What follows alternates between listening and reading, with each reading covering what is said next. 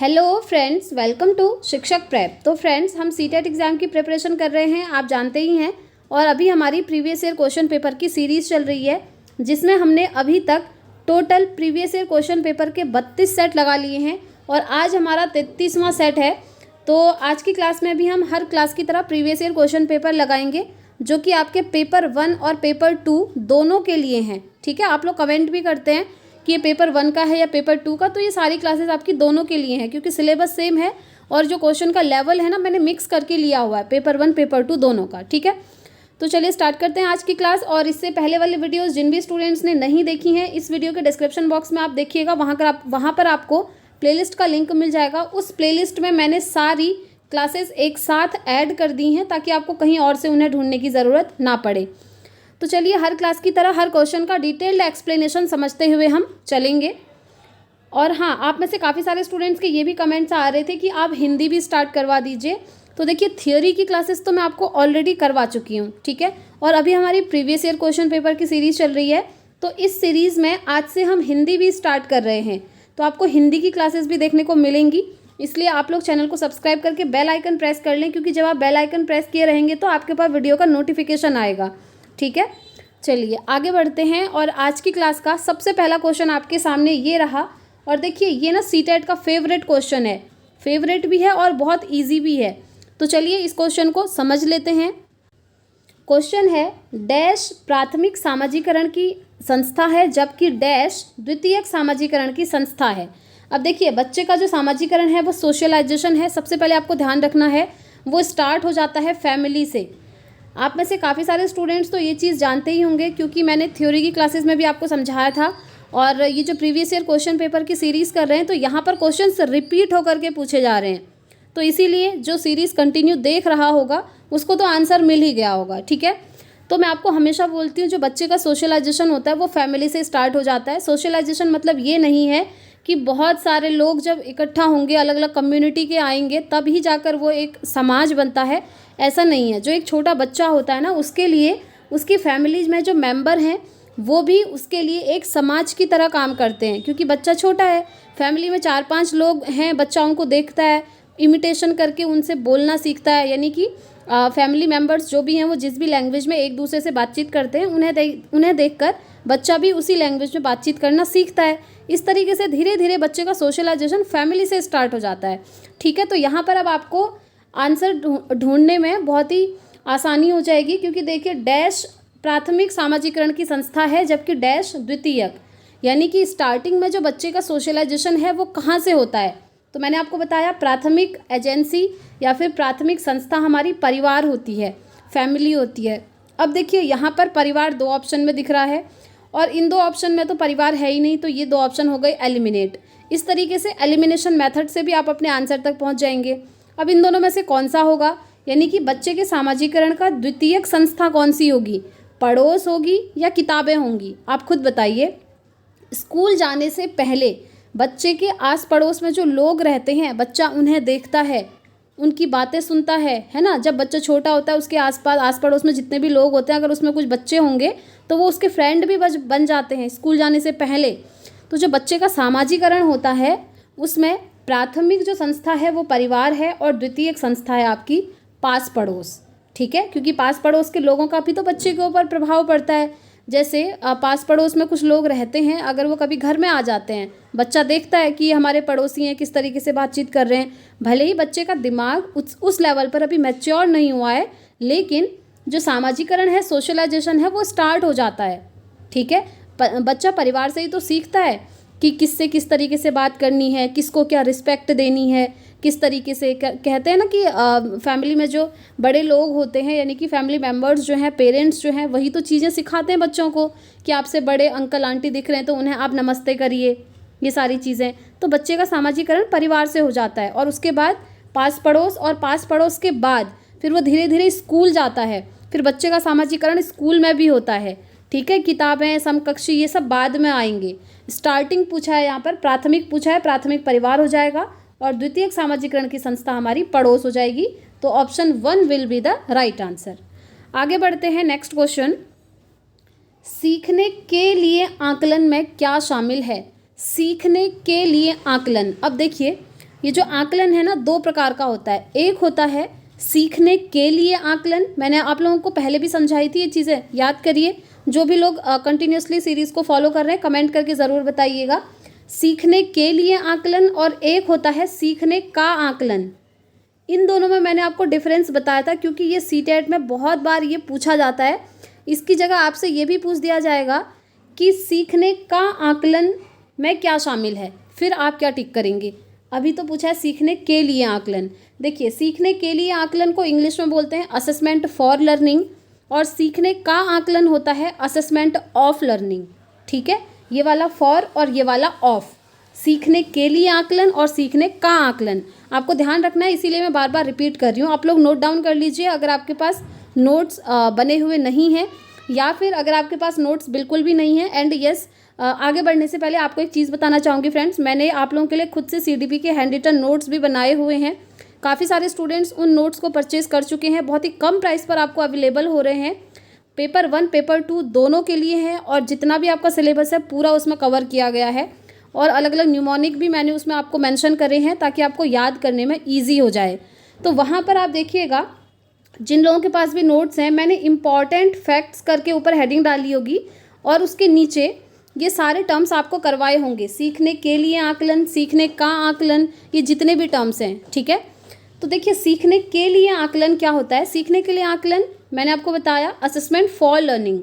जब बच्चे का असेसमेंट किया जाता है ताकि उसे कितनी चीज़ें समझ में आई हैं, कितनी चीज़ें उसको समझ में नहीं आई हैं, बच्चा कहीं पर अटक रहा है पढ़ाई में, क्यों अटक रहा है, इसका पता लगाना।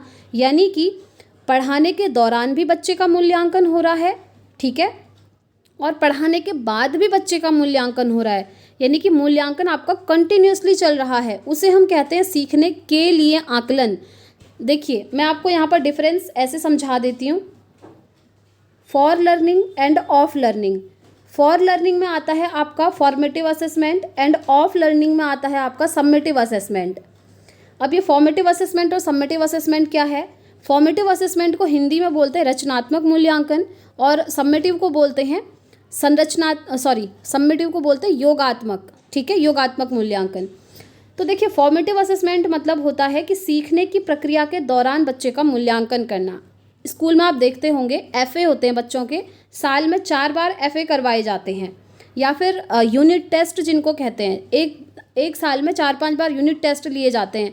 उतनी बार लेने का रीज़न ये होता है कि जैसे आपने 4 चैप्टर बच्चों को पढ़ा दिए, उन 4 चैप्टर का फिर आप मूल्यांकन करिए, बच्चों का टेस्ट लीजिए, फिर नेक्स्ट 4 चैप्टर्स आपने पढ़ाए, फिर उन 4 चैप्टर्स का बच्चों का मूल्यांकन करिए। इससे क्या होगा, इससे बच्चों की प्रोग्रेस का पता लगेगा कि बच्चों की प्रोग्रेस कैसी है, बच्चों को चीज़ें समझ में आ रही हैं या नहीं आ रही हैं, जो आप पढ़ा रहे हैं वो बच्चे समझ पा रहे हैं या फिर नहीं समझ पा रहे हैं।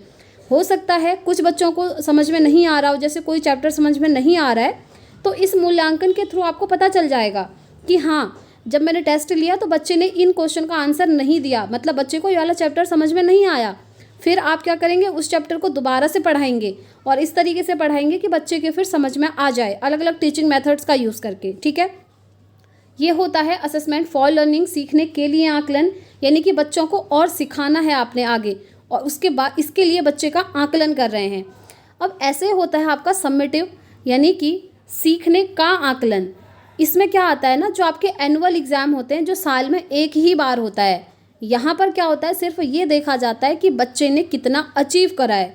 जो आपके रिपोर्ट कार्ड्स बनते हैं, यानी कि रिजल्ट बनते हैं, वो आपके सीखने का आकलन में आते हैं, जिसे हम समेटिव असेसमेंट भी कहते हैं।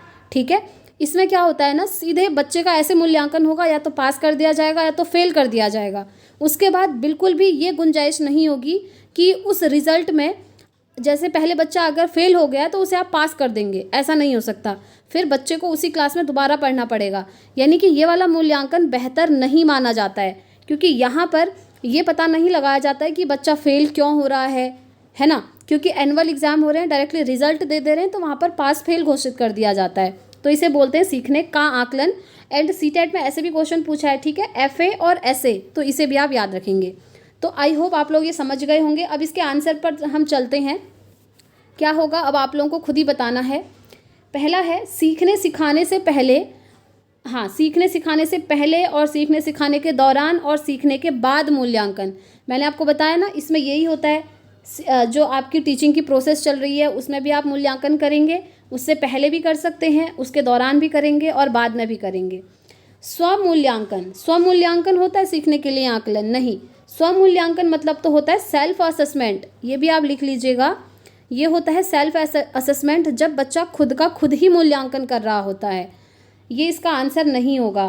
थर्ड है औपचारिक और अनौपचारिक पद्धतियों का प्रयोग, जी नहीं। विद्यार्थियों और शैक्षणिक प्रक्रिया पर प्रतिक्रिया, नो।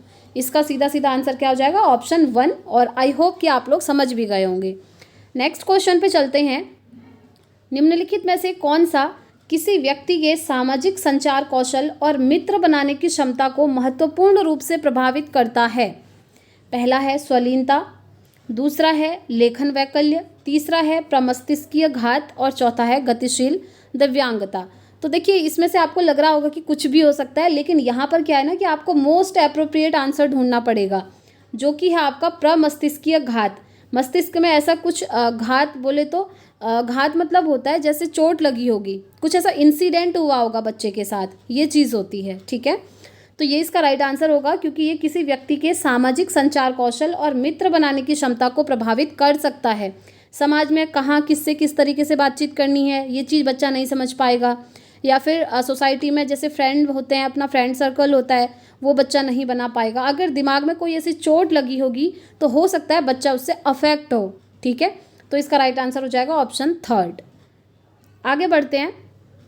जो आप अदर ऑप्शन देख रहे हैं ना, उन्हें भी समझ लेते हैं। लेखन वैकल्य मतलब होता है जब बच्चे को लिखने में प्रॉब्लम आती है तो हम उसे कहते हैं बच्चे को क्या है, लेखन वैकल्य है।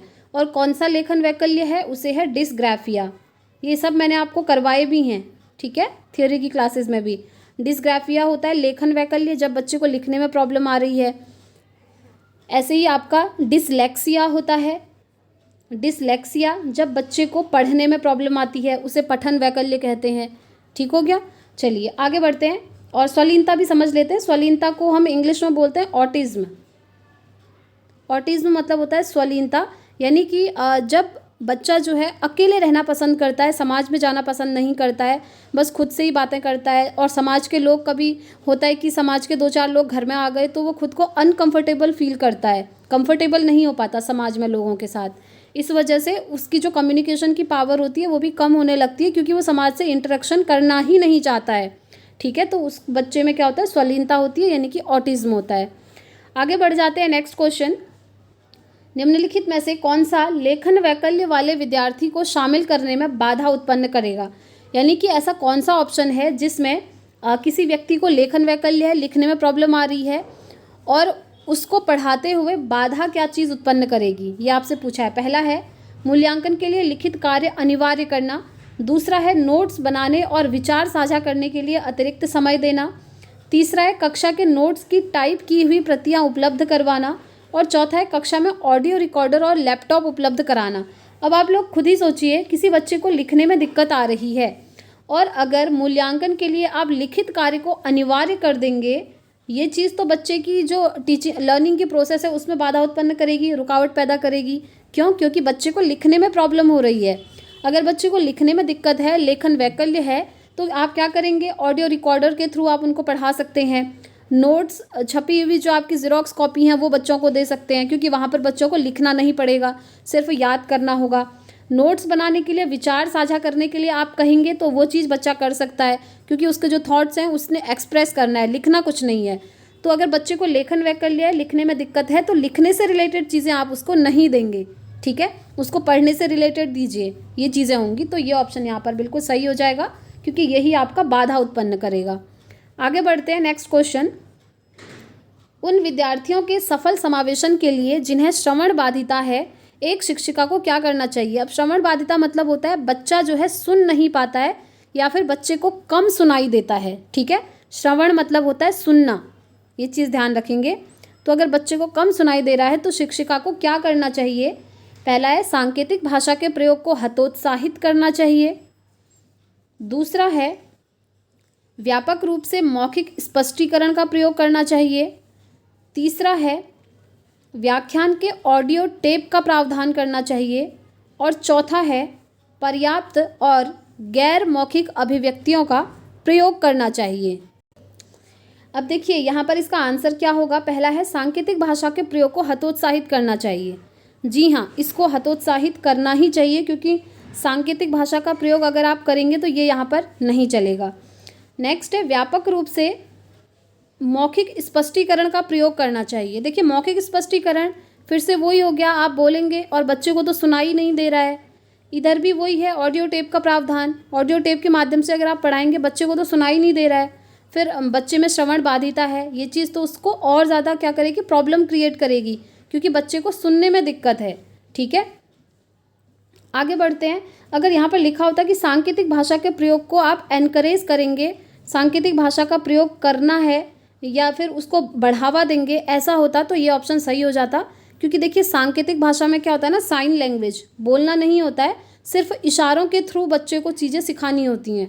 वो चीज़ यहाँ पर सही हो जाती अगर ये हतोत्साहित वर्ड नहीं आया होता तो। ठीक है, अब देखिए यहाँ पर एक लास्ट ऑप्शन बचता है पर्याप्त गैर मौखिक अभिव्यक्तियों का प्रयोग करना। जहाँ पर मौखिक अभिव्यक्ति ना हो, यानी कि टीचर बोल करके नहीं पढ़ाएंगे। ठीक है, क्योंकि अगर टीचर बोल के पढ़ाएंगे तो कोई फ़ायदा ही नहीं है, बच्चे को तो सुनाई नहीं दे रहा है, तो यही ऑप्शन यहाँ पर बिल्कुल सही हो जाएगा। बच्चे फिर टीचर किस तरीके से पढ़ाएंगे, टीचर डेमो करके दिखा सकते हैं या फिर साइन लैंग्वेज का यूज़ करके भी बच्चों को पढ़ा सकते हैं। ठीक है, तो यहाँ पर इसका राइट आंसर हो जाएगा ऑप्शन 4। आगे बढ़ते हैं, नेक्स्ट क्वेश्चन देखिए। निम्न में से कौन सी एक समावेशी शिक्षा की विशेषता है। इंक्लूसिव एजुकेशन, मैंने आपको बताया है जो इंक्लूसिव एजुकेशन होता है वहाँ पर सभी बच्चों को एक साथ मिलकर पढ़ाना होता है और किसी में भी भेदभाव नहीं करना होता है। क्योंकि देखिए एक स्कूल है, वहाँ पर हर तरीके के बच्चे आते हैं, हर किसी की संस्कृति अलग हो सकती है, हर किसी की मातृभाषा अलग हो सकती है ना बच्चों में, क्योंकि विविधताएँ होती हैं, डिफ्रेंशिएशन होते हैं, तो उन सभी को क्या करना है, एक्सेप्ट करते हुए सभी को एक समान शिक्षा देनी है। अब देखिए एक क्लासरूम में कोई बच्चा प्रतिभाशाली भी हो सकता है तो कोई जड़ बुद्धि का भी हो सकता है, तो उसे आप डिफ्रेंशिएट करके नहीं पढ़ाएंगे, बल्कि सभी बच्चों को एक साथ पढ़ाना है, चाहे उनमें जो डिफरेंसेस हैं वो किसी भी बेसिस पर हों, चाहे मेंटल लेवल पर हो, चाहे सोशली अलग अलग हो, या फिर उनका कल्चर अलग अलग हो, वो दिखने में अलग अलग हैं या उनकी एज अलग है, इन सारी चीज़ों को रखना है साइड में, इनमें कोई भेदभाव नहीं करना है और सभी बच्चों को एक साथ इंक्लूड करके पढ़ाना है और बच्चों को पढ़ने के समान अवसर देने हैं। इससे बहुत ज़्यादा फ़ायदा होगा, क्योंकि सभी बच्चे अगर एक साथ पढ़ेंगे तो अलग अलग बैकग्राउंड के बच्चों में फ्रेंडशिप भी होगी, एक दूसरे से बच्चे चीज़ें सीखेंगे भी, क्योंकि हर बच्चा खुद में यूनिक होता है और हर किसी के अंदर एक यूनिकनेस होती है। कोई बच्चा पढ़ाई में अच्छा है तो कोई म्यूज़िक में अच्छा होगा, कोई स्पोर्ट्स में अच्छा होगा तो कोई डांसिंग में अच्छा होगा, है ना। तो समावेशी शिक्षा कहती है कि ये जो विभिन्नताएं पाई जाती हैं इन सभी का सम्मान करना है और बच्चों को एक साथ मिल करके पढ़ाना है। तो पहला ऑप्शन है कक्षा में विभिन्नता को सम्मान देना, पहला ही ऑप्शन यहाँ पर सही हो गया कि क्लासरूम में अलग अलग बैकग्राउंड के बच्चे आते हैं, विभिन्नता अलग अलग होती है, उनकी भाषा अलग हो सकती है, तो उन सभी को क्या करना है, सम्मान देना है और सभी को समान अवसर देने हैं सीखने के। ठीक है, यही ऑप्शन यहाँ पर बिल्कुल सही हो गया, ऑप्शन 1। दूसरा है शिक्षक के इनपुट को प्रोत्साहित करना, खेलों का विशेष आयोजन, विशेष समूहों में अध्यापकों को शामिल करना। जी नहीं, विशेष समूह कुछ नहीं होते, स्कूल में सारे बच्चे एक जैसे होते हैं, तो फर्स्ट ऑप्शन इसका राइट आंसर हो जाएगा। आगे बढ़ते हैं, नेक्स्ट क्वेश्चन। निम्नलिखित कथन क्या दर्शाता है। एक कथन है फल और सब्जी बेचने वालों के बच्चे अपने साथियों की तुलना में संख्याओं का योग करना जल्दी सीख लेते हैं। ये कथन क्या दर्शाता है। पहला है सीखना सामाजिक सांस्कृतिक संदर्भ में होता है। अब देखिए फल और सब्जी बेचने वाले के जो बच्चे होते हैं ना, वो अपने साथियों की तुलना में संख्याओं का योग जल्दी से कर लेते हैं, यानी कि जो मैथ्स की कैलकुलेशन है उन बच्चों में बहुत ज़्यादा होती है जो बच्चे स्कूल ही नहीं गए हैं और उनके पेरेंट्स फल और सब्जी बेचते हैं। तो वो कैसे हुआ, क्या मैथ सीखने के लिए बच्चा स्कूल गया? बच्चा स्कूल नहीं गया है, सिर्फ वो शॉप पर बैठा है, फल और सब्जियां उसके पेरेंट्स जब बेच रहे हैं वो उनको देख रहा है और सीख रहा है। तो इससे एक चीज़ क्लियर होती है कि अगर आपको काउंटिंग सीखनी है या कुछ भी सीखना है तो ज़रूरी नहीं है कि आपको स्कूल जाना पड़ेगा तभी आप सीखेंगे। ठीक है, तो यहाँ पर देखिए सीखना सामाजिक सांस्कृतिक संदर्भ में होता है, सीखना स्कूल के बाहर नहीं हो सकता है। सीखना अगर स्कूल के बाहर नहीं हो पाता तो फल और सब्जी बेचने वालों के जो बच्चे होते हैं वो काउंटिंग करने में, योग करने में इतने अच्छे कैसे होते अगर स्कूल के बाहर चीज़ें नहीं सीखी जाती तो। तो स्कूल के बाहर भी चीज़ें सीखी जाती हैं, क्योंकि देखिए जो शॉपकीपर होते हैं उनकी मैथ्स अच्छी होती है। अब किसी ने 8 रुपये का सामान लिया है और 500 का नोट दिया है, तो उसे पता है शॉपकीपर को कि उसने कितना रिटर्न करना है कस्टमर को, है ना। तो इसके लिए उसको स्कूल जाने की ज़रूरत थोड़ी ना है, वो खुद ही सीख लेगा। तो ये ऑप्शन बाहर। पाठ्यचर्या असंदर्भित होनी चाहिए, पाठ्यचर्या केंद्रीकृत होनी चाहिए, जी नहीं। बल्कि जो सीखना होता है ना वो सामाजिक सांस्कृतिक संदर्भ में हो जाता है, यानी कि समाज और संस्कृति हमें चीज़ें सिखा देती हैं, चाहे हम स्कूल जाएं या फिर ना जाएं। ये चीज़ें, ये सेंटेंस हमको बता रहा है, ठीक है। चलिए, तो पहला ऑप्शन इसका सही हो गया। नेक्स्ट क्वेश्चन, एक शिक्षिका को अपनी कक्षा में विद्यार्थियों की सांस्कृतिक विविधता को किस प्रकार देखना चाहिए। यानी कि तो देखिए, जैसा कि मैंने आपको पहले भी बताया था कि जो विद्यार्थियों में ना विविधताएं पाई जाती हैं अलग अलग बेसिस पर। सबसे पहले हो सकता है हर बच्चे की भाषा अलग अलग हो। अब देखिए दुनिया में इतने सारे लोग हैं, हर कोई एक ही लैंग्वेज में तो बात करता नहीं है, है ना। तो विविधताएं पाई जाती हैं, हर किसी की संस्कृति अलग अलग हो सकती है। हिंदू कल्चर आप देखिए आपको अलग मिलेगा और जगह का अलग मिलेगा। तो बच्चों में डिफ्रेंशिएशन होते हैं, हर व्यक्ति दुनिया में भिन्न भिन्न होता है, ये चीज़ ध्यान रखनी है आपको। इवन जो ट्विंस होते हैं ना, जुड़वा बच्चे होते हैं, आपको लगता होगा ये 100% एक जैसे होते हैं, तो 100% सेम वो भी नहीं होते हैं, ये चीज़ भी आपको समझनी होगी। तो जो विविधताएं होती हैं हर प्रकार से बच्चों में देखने को मिलती हैं, और जो सीखने की प्रक्रिया है, स्कूल है, वहाँ पर इस विविधता को सम्मान देना है, रिस्पेक्ट करनी है, और उसको रिस्पेक्ट करते हुए बच्चों को पढ़ाना है। इससे क्या होगा ना, अगर आप हर बच्चे की संस्कृति को रिस्पेक्ट देंगे तो स्कूल में अलग अलग संस्कृति के जो बच्चे हैं वो हर संस्कृति के बारे में थोड़ा बहुत चीज़ें सीख लेंगे कि इनकी संस्कृति में ऐसा होता है, हिंदू धर्म में ये चीज़ होती हैं। तो इस तरीके से हर बच्चे को थोड़ा थोड़ा सा हर संस्कृति की नॉलेज हो जाएगी। तो इसीलिए कहते हैं कि जो सीखने की प्रोसेस है उसमें इस सांस्कृतिक विविधता को रिस्पेक्ट देनी है, एक्सेप्ट करना है, ठीक है। तो पहला ऑप्शन है सीखने की प्रक्रिया में बाधा, जी नहीं, ये कभी भी बाधा उत्पन्न नहीं करता है सीखने की प्रक्रिया में। दूसरा है विद्यार्थियों में कमी, तीसरा है अधिगम प्रक्रिया के लिए अप्रासंगिक, चौथा है गुण जिन्हें बढ़ावा देना है। तो बताइए, एक शिक्षिका को अपनी कक्षा में विद्यार्थियों की सांस्कृतिक विविधता को किस प्रकार देखना चाहिए। ना ये एक बाधा है, ना विद्यार्थियों में कोई कमी है, ये कमी थोड़ी होती है। अधिगम प्रक्रिया के लिए अप्रासंगिक, अप्रासंगिक नहीं होता है, ये ऐसे गुण होते हैं जिनको बढ़ावा देना होता है। इससे क्या होगा, मैंने आपको बताया हर बच्चे जो हैं हर संस्कृति के बारे में थोड़ा बहुत चीज़ें सीखने लगेंगे, तो ये पॉजिटिव चीज़ होती है। इसका राइट आंसर हो जाएगा ऑप्शन 4। आगे बढ़ते हैं, नेक्स्ट क्वेश्चन पे चलेंगे। माध्यमिक कक्षा के शिक्षार्थियों को अभिप्रेरणा प्रदान करने हेतु उत्तम उपाय कौन सा है। बच्चों को मोटिवेट करना है आपने माध्यमिक कक्षा में, तो उसके लिए आपको कौन सा उपाय करना होगा। पहला है अच्छा भाषण देना, अभिभावकों से शिकायत करना, नवाचारों का प्रयोग करना और विद्यालयी आदर्शों का पाठ पढ़ाना। तो बताइए आपको क्या करना है। आपको मोटिवेट करने के लिए आप अच्छे भाषण देंगे, उससे बच्चे मोटिवेट हो जाएंगे, ऐसा नहीं होता है। अभिभावकों से आप शिकायत करेंगे, इससे बच्चे मोटिवेट थोड़ी होंगे, अभिप्रेरित थोड़ी होंगे, वो तो डरने लगेंगे। विद्यालयी आदर्शों का आप पाठ पढ़ाएंगे, जी नहीं, इससे भी बच्चे अभिप्रेरित नहीं होंगे। बल्कि आपको नवाचारों का प्रयोग करना चाहिए। ये जो इनोवेशंस आजकल हो गए हैं ना, नई नई चीज़ें डेवलप हो गई हैं, जैसे अभी आप अपने घर पे अपने मोबाइल पे अब बिना पैसा खर्च किए हुए इस तरीके से पढ़ाई कर रहे हैं, चीज़ों को समझ रहे हैं, ये भी तो एक नवाचार है, इनोवेशन हुई है। तो इन सब के बारे में बच्चों को बताना चाहिए, और बताना चाहिए कि ये जो नवाचार हैं हमारी लाइफ में किस तरीके से इम्पॉर्टेंट हैं और क्यों इम्पॉर्टेंट हैं। तो इससे क्या होगा, बच्चा मोटिवेट होगा।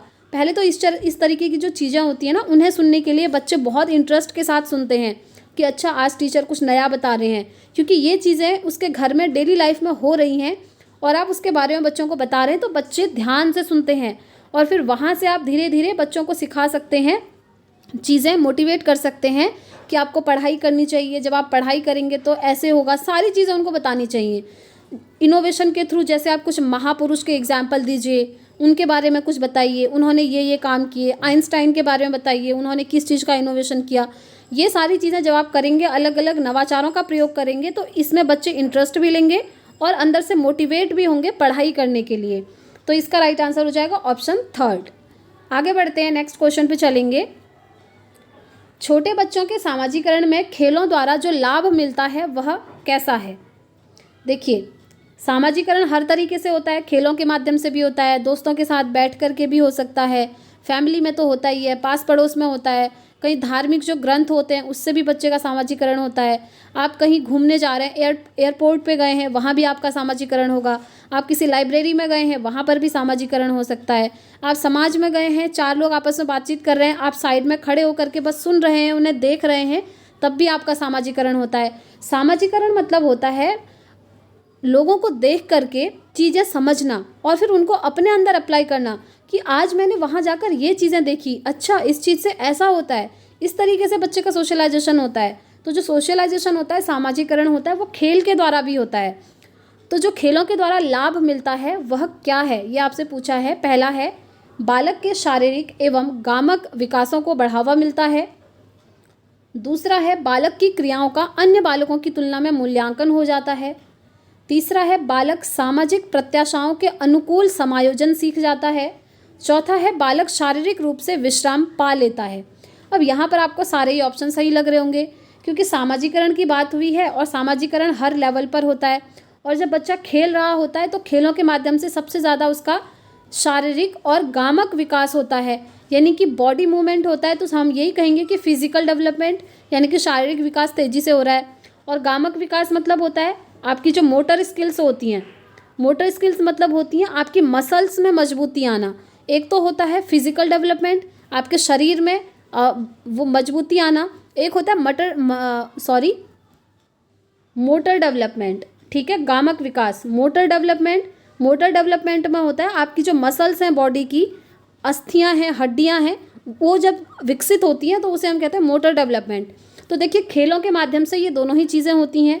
ऐसे ही आप यहाँ पर देखिए शारीरिक, ये ऑप्शन भी सही लग रहा होगा आपको, सारे ही सही लग रहे होंगे, लेकिन जो मोस्ट अप्रोप्रिएट आंसर है ना वो ये है कि बालक सामाजिक प्रत्याशाओं के अनुकूल समायोजन सीख लेता है। जी हाँ, समायोजन कर पाना ये सबसे अच्छी चीज़ होती है और सबसे बेहतर, ये सबसे बड़ा होता है, कहने का मतलब है। इसके थ्रू बच्चा क्या होता है ना, खेलों के माध्यम से समायोजन करना सीखता है, खुद को समाज में एडजस्ट करना सीखता है। कौन से समाज में? स्कूल में जो उसकी क्लास के फ्रेंड्स हैं उनके साथ जो खेल रहा है वो फ्रेंड उसके लिए क्या है, एक समाज है। और फ्रेंड्स के साथ हो सकता है टीचर्स भी आपके साथ खेल रहे हों, तो वो सारे लोग मिलकर के एक कम्युनिटी बन गई, एक समाज, एक समुदाय बन गया। और वहाँ पर बच्चे को कैसे एडजस्ट करना है, खुद को कैसे समायोजित करना है, वो चीज़ बच्चा सीख लेता है। तो ये यहाँ पर सबसे सही आंसर माना जाएगा, ऑप्शन 3। आगे बढ़ेंगे, नेक्स्ट क्वेश्चन। विद्यार्थी नैतिक शिक्षा को तब ही ग्रहण कर सकते हैं जब, पहला है नैतिक शिक्षा को पाठ्यक्रम से जोड़ दिया जाए, शिक्षक स्वयं उसका आचरण करे, परीक्षा में इससे संबंधित प्रश्न पूछ दिए जाएं और नैतिक शिक्षा सबके लिए अनिवार्य कर दी जाए। बताइए, अगर आपको बच्चों को मोरल वैल्यू सिखानी है, मोरल एजुकेशन देनी है कि हमको इस तरीके से काम करना चाहिए, हमको बड़ों के रिस्पेक्ट करनी चाहिए, हमें अपने से छोटों की डिसरिस्पेक्ट कभी नहीं करनी चाहिए, छोटों के साथ भी आपको आप करके बात करनी है, तू करके किसी से बात नहीं करनी चाहिए। अगर आपको ये सारी नैतिक मूल्य बच्चों को सिखाने हैं तो आप किस तरीके से सिखाएंगे, बेस्ट तरीका क्या होगा, ये आपसे पूछा है। अगर आप उसको पाठ्यक्रम में जोड़ देंगे सीधा तो क्या वहाँ से बच्चे सीख जाएंगे? बच्चे तब सीखते हैं जब आप खुद वो चीज़ें करके दिखाते हैं। जैसे आजकल तो फैमिली में भी जो मेंबर्स हैं वो भी बहुत अवेयर हो गए हैं। कभी भी पेरेंट्स के बीच में अगर कोई इशू आता है ना किसी बात को लेकर, तो बच्चे के सामने उस इशू को बड़ा क्रिएट नहीं करते हैं, यानी कि बच्चों को नहीं दिखाते कि हमारे बीच में किसी बात को लेकर लड़ाई हो रही है या कोई इशू हो रहा है। बच्चों को नहीं दिखाते, क्यों? क्योंकि बच्चे के दिमाग में ना देख करके चीज़ें भर जाती हैं, यानी कि देख करके बच्चा सीख लेता है। वो देखेगा फिर कि अच्छा मम्मी पापा ऐसे लड़ाई कर रहे हैं, तो बच्चे के दिमाग में आ जाता है अच्छा ऐसे लड़ाई भी होती है, ऐसे लड़ाई करना मतलब अच्छी बात है, क्योंकि वो मुझसे बड़े हैं, मम्मी पापा हैं, तो वो जो कर रहे होंगे सही कर रहे होंगे। तो ये चीज़ें बच्चों के दिमाग में देख करके आ जाती हैं। तो अगर बच्चों के अंदर आपने कोई गुण डेवलप करने हैं तो सबसे पहले आपको बच्चों के सामने खुद वो चीज़ें करनी पड़ेंगी। तो जो हम तो यही कहेंगे, जो समझदार पेरेंट्स होते हैं वो बच्चों के सामने कभी भी छोटी सी बात का बड़ा इशू क्रिएट नहीं करते हैं, वो बच्चों को शो ऑफ नहीं करवाते हैं, ताकि बच्चे इन चीज़ों से दूर रहें और उनके ऊपर इन चीज़ों का नेगेटिव इम्पैक्ट ना पड़े। ठीक है, तो ऐसे ही स्कूल में भी होता है। अगर आपको बच्चों को कोई चीज़ सिखानी है तो सबसे पहले एज अ टीचर आपको भी वो चीज़ फॉलो करनी पड़ेगी। टीचर जैसे एक स्कूल में काफ़ी सारे टीचर्स होंगे, तो उन टीचर्स को एक दूसरे की रिस्पेक्ट करनी चाहिए। ये चीज़ें बच्चे देखेंगे कि अच्छा टीचर्स भी एक दूसरे की रिस्पेक्ट करते हैं, एक दूसरे की हेल्प करनी चाहिए। तो इससे बच्चे सीखेंगे कि अच्छा टीचर्स भी एक दूसरे की हेल्प कर रहे हैं, मतलब हेल्प करना अच्छी बात होती है। कहने का मतलब है भाषण देना, लेक्चर देना, इससे अच्छा है कि आप वो चीज़ खुद से करिए, और जब आप करते हैं तो उसका सीधा पॉजिटिव इम्पैक्ट बच्चे के दिमाग में पड़ता है और ये बेस्ट होता है। ठीक है, तो इस ऑप्शन में ऐसा सिर्फ ऑप्शन 2 में हो रहा है कि शिक्षक स्वयं उसका आचरण कर रहे हैं नैतिक शिक्षा का, तो ये यहाँ पर राइट आंसर हो जाएगा। क्योंकि शिक्षक अगर स्वयं करेंगे तो बच्चा शिक्षक को देख करके खुद ही सीख करके करने लगेगा। फिर बच्चे को बोलने की ज़रूरत नहीं पड़ेगी कि आप ऐसा करो, ऐसा नहीं करना चाहिए, ऐसा करना चाहिए, क्योंकि टीचर खुद कर रहे हैं, बच्चा उनको देखेगा और फॉलो करेगा और खुद ही सीख जाएगा। ठीक है, आगे बढ़ते हैं। नेक्स्ट क्वेश्चन, प्रगतिशील शिक्षा के प्रमुख पक्षधर जॉन डीवी के अनुसार शिक्षा एक क्या है? देखिए, प्रोग्रेसिव एजुकेशन, प्रगतिशील शिक्षा और जो समावेशी शिक्षा, ये दोनों मैंने आपको बोला है कि एक जैसी हैं लगभग। ठीक है, इंक्लूसिव एजुकेशन और प्रगतिशील शिक्षा, प्रोग्रेसिव एजुकेशन, तो इनको बढ़ावा कौन देते हैं? जॉन डीवी देते हैं। ठीक है, और जॉन डीवी को बाल केंद्रित शिक्षा का जनक भी कहा जाता है। और समावेशी शिक्षा और प्रगतिशील शिक्षा बाल केंद्रित शिक्षा से ही कनेक्टेड है। इसके अंदर कहा जाता है कि बच्चों को केंद्र में रख करके पढ़ाओ, बच्चों को उनकी रुचि के अनुसार पढ़ाना चाहिए, उनके एज के अनुसार पढ़ाना चाहिए, उनके मेंटल लेवल के अकॉर्डिंग पढ़ाना चाहिए। बच्चों को जिस टीचिंग मेथड से समझ में आ रहा है आप उस टीचिंग मेथड का यूज़ करके बच्चों को पढ़ाइए। ये चीज़ें कही जाती हैं बाल केंद्रित शिक्षा में भी, समावेशी शिक्षा में भी, प्रगतिशील शिक्षा में भी। और किस किस में कही जाती हैं वो भी आप ध्यान रखिएगा, क्योंकि सीटेट में बार बार इससे भी क्वेश्चन बनते हैं। एनसीएफ 2005 भी यही कहता है, नेशनल करिकुलम फ्रेमवर्क। और साथ में जो एनईपी 2020 अभी जो जुलाई में आई थी 2020 में, नेशनल एजुकेशन पॉलिसी, राष्ट्रीय शिक्षा नीति, ये भी यही चीज़ कहती है कि बच्चों को केंद्र में रख के पढ़ाना चाहिए। ठीक है, देखिए ये जो टेक्निकल टर्म्स है ना, एनईपी 2020, एनसीएफ 2005, आरटी 2009, एनसीएफ 2022, ये सब मैंने आपको थ्योरी की क्लासेस में करवा दिए हैं। अगर आपको डिटेल में जानने होंगे फ्रेंड्स तो आप उन्हें देख सकते हैं। ठीक है, बाकी अगर आपको नोट्स परचेज करना है तो आप मुझे बता सकते हैं। ये नंबर है, बहुत ही कम प्राइस पर आपको सीडीपी के हैंड रिटन नोट्स अवेलेबल हो जाएंगे। इस नंबर पर आप व्हाट्सअप कर दीजिएगा, वहाँ पर आपको डिटेल्स मिल जाएंगी। ठीक है, एक बार मैं आपको डेमो नोट्स भेजूंगी, आप लोग देख लीजिएगा। अगर आपको अच्छा लगता है तो ले लीजिए, अदरवाइज़ कोई दिक्कत नहीं है, यूट्यूब से भी आप पढ़ाई कर सकते हैं। तो इसका राइट आंसर क्या होगा? प्रगतिशील शिक्षा के प्रमुख पक्षधर जॉन डीवी के अनुसार शिक्षा एक क्या है? सैद्धांतिक आवश्यकता है, वैयक्तिक आवश्यकता है, सामाजिक आवश्यकता है या मनोवैज्ञानिक आवश्यकता है? तो देखिए यहाँ पर हमको दो ऑप्शन बिल्कुल सही लग रहे हैं। कौन कौन से? मनोवैज्ञानिक और सामाजिक आवश्यकता। क्योंकि अगर समाज में समायोजन करना है तो अगर आप शिक्षा ग्रहण करेंगे तो ईजिली सीख पाएंगे कि समाज में किस तरीके से एक दूसरे से बातचीत करी जाती है। और मनोवैज्ञानिक आवश्यकता भी ये होती है, इसीलिए इसके जो ऑप्शन 2 और 4 हैं ये दोनों ही यहाँ पर सही हो जाएंगे। ऐसे क्वेश्चन में यही होता है कि अगर आपने ऑप्शन 2 में टिक किया होगा तब भी आपको 1 नंबर मिलेगा, और 4 में टिक किया होगा तब भी 1 नंबर मिल जाएगा। क्योंकि जो आपके आंसर की आती है ना, आंसर की में सीधा सीधा दिया होता है। जैसे सपोज क्वेश्चन नंबर 14 है, ये 14 का ऑप्शन 2 और 4 दोनों सही हैं, तो ऐसे करके लिखा होता है क्वेश्चन नंबर 14 के आगे 2,4, यानी कि अगर आपने 2 टिक किया है तो भी आपको नंबर मिलेगा, 4 किया है तब भी आपको नंबर मिल जाएगा। ठीक है, चलिए आगे बढ़ते हैं। नेक्स्ट क्वेश्चन, पाठ्यक्रम यदि समाज के प्रति अपने दायित्व की पूर्ति में सहायक है तो विद्यालय को अनिवार्य रूप से क्या होना चाहिए? पहला है, शिक्षार्थियों की परिवर्तित आवश्यकताओं के अनुरूप विद्यालय की शिक्षण व्यवस्था में भी तर्कसंगत परिवर्तन करें। पाठ्यक्रम का उचित चयन एवं निर्माण करें ताकि शिक्षार्थियों की आवश्यकताओं की पूर्ति संभव हो। उन पाठ्य पुस्तकों का चुनाव करें जो प्राथमिकता के आधार पर शिक्षार्थियों की बुनियादी आवश्यकताओं की पूर्ति में सहायक हों।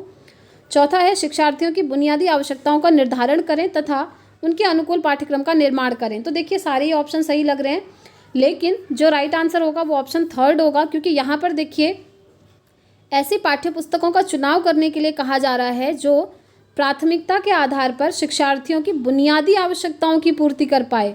और जब कहते हैं ना कि बुनियाद मजबूत होनी चाहिए, जैसे एक मकान भी बनाते हैं तो कहते हैं इसका बेस जो है स्ट्रांग होना चाहिए, बुनियाद अच्छी होनी चाहिए। बुनियाद अच्छी होगी तो घर भी अच्छा चलेगा, अच्छा बनेगा। ठीक है, सेम वैसे ही शिक्षा में भी जब बच्चे की जो बुनियाद है, जो बेस है वो स्ट्रांग होगा तो बड़े होकर बच्चा भी स्ट्रांग होगा और चीज़ों को ईजिली सीख पाएगा।